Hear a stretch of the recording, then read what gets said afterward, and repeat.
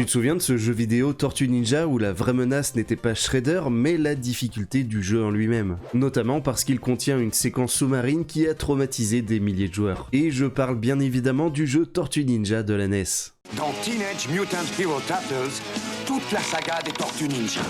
Sorti en 1989 et développé par Konami, Teenage Mutant Ninja Turtles a marqué toute une génération de joueurs et pas forcément pour les bonnes raisons. Alors pour commencer, l'histoire est assez simple. Shredder a kidnappé April O'Neil et Maître Splinter et nos 4 tortues doivent traverser New York pour les sauver. Pour ce qui est du gameplay, c'est un mélange d'action et de plateforme et tu peux switcher à tout moment entre Leonardo, Michelangelo, Donatello et Raphaël. La principale différence entre les 4, c'est leur portée d'attaque et autant dire que jouer Raphaël, c'est juste un enfer. Sans compter que de base le jeu est ultra punitif. Les ennemis réapparaissent sans arrêt, souvent à des endroits impossibles, les sauts sont millimétrés et la moindre erreur te fait tomber dans le vide, mais surtout il y a le fameux niveau sous-marin. Un niveau où tu devais désamorcer des bombes en évitant des algues électriques qui te faisaient perdre la moitié de ta vie en une seconde. Un vrai cauchemar surtout pour les gamins de l'époque. Et pourtant, malgré sa difficulté frustrante, le jeu a cartonné. Notamment parce qu'il surfait sur l'énorme succès du dessin animé et de la licence Tortue Ninja, mais aussi finalement parce que le jeu n'est pas mauvais en dehors de sa difficulté, et en vrai, il est même plutôt cool.